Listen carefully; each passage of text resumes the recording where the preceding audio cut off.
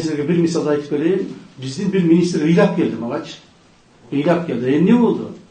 Keçe deyip oltursam telefonuma videosuna kelip kaldı deyip. Tuğanlar oldu, jabaşlar oldu, basa kalsam öyle deyip. Ar jağında Kölbayev durak deyip. Kölbayev turup öyle sırası ayıptı deyip. Şu monomunu ol jumuşlar bütürmey turgan bolsa ertеңден başlap azabını tartasın. Ыйлап geldi. Ыйлап geldi mağa men özüme. Tak?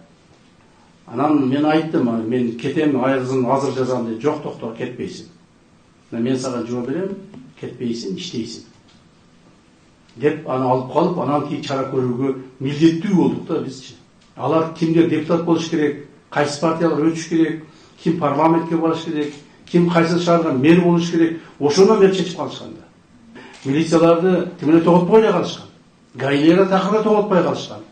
Коопсуздук кызматкерлерине тоготпой калышкан. Көпчүлүгүн өздөрүнө буруп алышкан. Так, көпчүлүгү ушу биздин конторага да кирип кетишкен. Мен канчадан бул жерди тазаладым. Күнү-түнү иштеп отуруп. Так. Милицияга канчасы кирип кетишкен бардыгы. Жакын жолоп, жанына барып сүйлөй алышпай калган. Биздин генералыбыз деген кыйындарыбыздын бардыгы. Ошого сүйлөй албай калышкан. Ушундай оор акыбалда калып кеткен биздин мамлекет. Мына ошондон Кудай буйрса биз чыктык. Ой, Көлбаевка жеткичекти, ал бандиттер жок кылып жакты, өздөрү жок болуп кетет деп. Күлүшкөн үстүбүздөн. Мына азыр ситуацияны көрдүңүздөр өзгөрдү. Коррупцияга да ушинтип күлүп атышат. Азыр да канча күлгөндөрү бар.